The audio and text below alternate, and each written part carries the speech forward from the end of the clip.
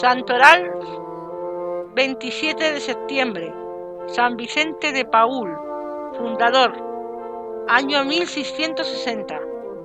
El Señor Dios, que es tan bueno, siga enviando al mundo muchos Vicentes como este, para bien de todos los necesitados. Dichoso el que se compadece del pobre, Dios lo bendecirá. Salmo 41. Vicente significa vencedor, victorioso. Nació San Vicente en el pueblecito de Pouy, en Francia, en 1580. Su niñez la pasó en el campo, ayudando a sus padres en el pastoreo de las ovejas. Desde muy pequeño era sumamente generoso en ayudar a los pobres.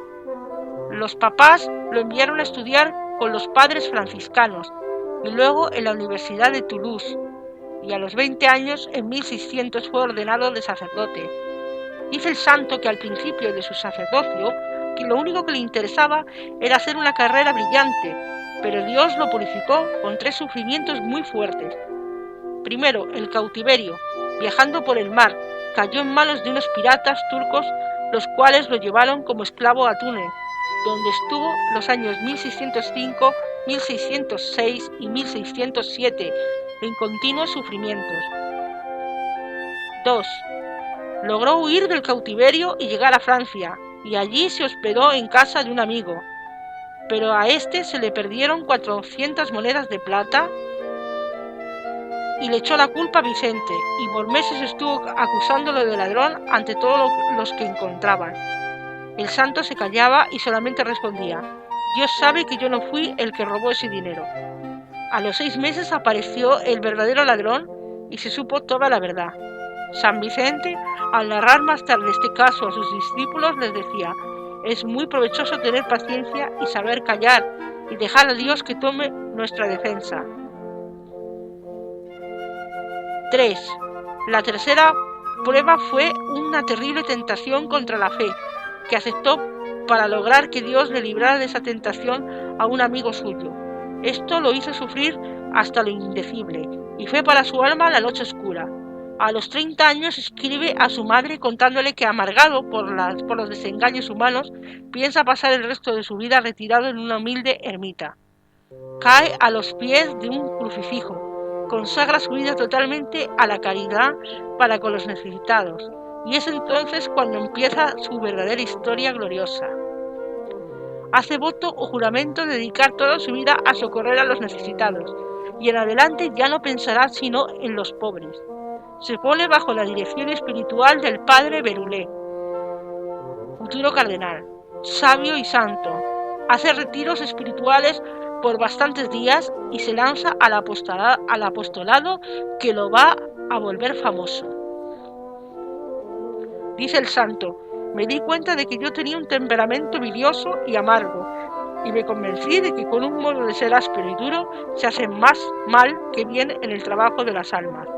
Y entonces me propuse pedir a Dios que me cambiara mi modo agrio de comportarme, en un momento amable y bondadoso, y me propuse trabajar día tras día para transformar mi carácter áspero en un modo de ser agradable. Y en verdad que lo consiguió de tal manera que varios años después el gran orador Bossuet exclamará: oh Dios mío, si el padre Vicente de Paúl es tan amable, ¿cómo lo serás tú?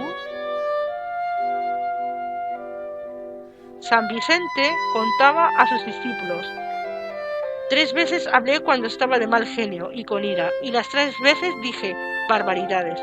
Por eso, cuando le ofendían, permanecía siempre callado, en silencio como Jesús en su santísima pasión. Se propuso leer los escritos del amable San Francisco de Sales, y estos le hicieron mucho bien, y le volvieron manso y humilde de corazón. Con este santo fueron muy buenos amigos. Vicente se hace amigo del ministro de la Marina de Francia, y este le nombra capellán de los marineros y de los prisioneros que trabajaban en los barcos, y allí descubre algo que no había imaginado: la vida horrorosa de los galeotes. En este tiempo, para que los barcos lograran avanzar rápidamente, les colocaban en la parte baja unos grandes remos, y allá en los subterráneos de las embarcaciones, lo cual se llama galera, estaban los pobres prisioneros obligados a mover aquellos pesados remos. En un momento sofocante, en medio de la hediondez y con hambre y sed, y azotados continuamente por los capataces para que no se dejara de remar, San Vicente se horrorizó al constatar aquella situación tan horripilante y obtuvo del ministro señor Gondi que los galeotes fueran tratados con mayor bondad y con menor crueldad. Y hasta un día él mismo se puso a remar para reemplazar a un pobre prisionero que estaba rendido de cansancio y de debilidad. Con sus muchos regalos y favores se fue ganando la simpatía de aquellos pobres hombres. El ministro Gondi nombró al padre Vicente como capellán de las grandes regiones donde tenía sus haciendas, y allí nuestro santo descubrió con horror que los campesinos ignoraban totalmente la religión, que las pocas confesiones que hacía eran sacrílegas porque callaban casi todo, y que no tenían quien les instruyera. Se consiguió un grupo de sacerdotes amigos, empezó a predicar misiones por esos pueblos y veredas, y el éxito fue clamoroso. Las gentes acudían por centenares y miles a escuchar los sermones, y se confesaban y enmendaban su vida.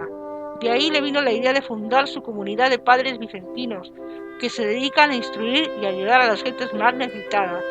Son ahora 4.300 en 546 casas. El santo fundaba en todas partes a donde llegaba unos grupos de caridad para ayudar a instruir a las gentes más pobres. Pero se dio cuenta de que para dirigir estas obras necesitaba unas religiosas que le ayudaran. Y habiendo encontrado una mujer especialmente bien dotada de cualidades para estas obras de caridad, Santa Luisa de Marillac, con ella fundó a las Hermanas Vicentinas, que son ahora la comunidad femenina más numerosa que existe en el mundo. Son ahora 33.000 en 3.300 casas y se dedican por completo a socorrer y a instruir a las gentes más pobres y abandonadas, según el espíritu del fundador. San Vicente poseía una gran cualidad para lograr que la gente rica le diera limosnas para los pobres. Reunía a las señoras más adineradas de París y les hablaba con tanta convicción acerca de la necesidad de ayudar a quienes estaban en la miseria que ellas daban cuanto dinero encontraban en la mano. La reina, que se confesaba con él, le dijo un día: «No me queda más dinero para darle», y el santo le respondió: «¿Y esas joyas que lleva en los dedos?». Y ella le regaló también sus joyas para los pobres.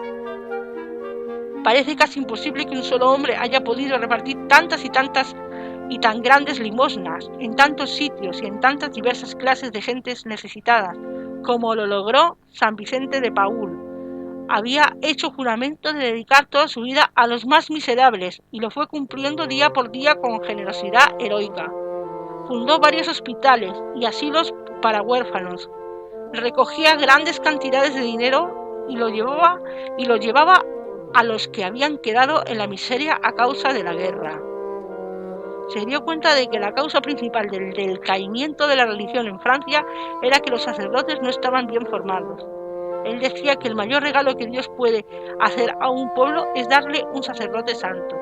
Por esto empezó a reunir a quienes se preparaban al sacerdocio para hacer los cursos especiales, y a los que ya eran sacerdotes los reunía cada martes para darles conferencias acerca de los deberes del sacerdocio. Luego con los religiosos fundados por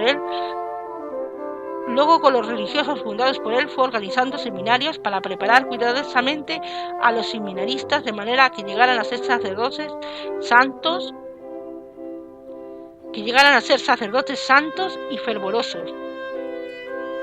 Aún ahora los padres vicentinos se dedican en muchos países del mundo a preparar en los seminarios a los que se preparan para el sacerdocio.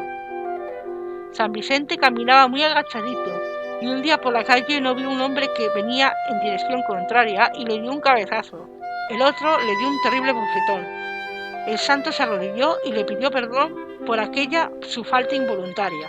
El agresor averiguó quién era ese sacerdote y al día siguiente por la mañana estuvo en la capilla donde el santo celebraba misa y le pidió perdón llorando, y en adelante fue siempre su gran amigo. Se ganó esta amistad con su humildad y paciencia.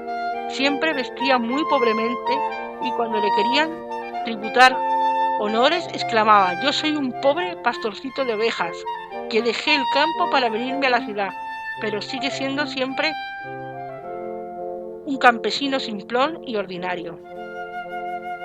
En sus últimos años su salud estaba muy deteriorada, pero no por eso dejaba de inventar y dirigir nuevas y numerosas obras de caridad. Lo que más le conmovía era que la gente no amaba a Dios. Exclamaba: no es suficiente que yo ame a Dios, es necesario hacer que mis prójimos lo amen también. El 27 de septiembre de 1660 pasó a la eternidad a recibir el premio prometido por Dios a quienes se dedican a amar y hacer el bien a los demás. Tenía 80 años. El Santo Padre León XIII proclamó a este sencillo campesino como patrono de todas las asociaciones católicas de caridad.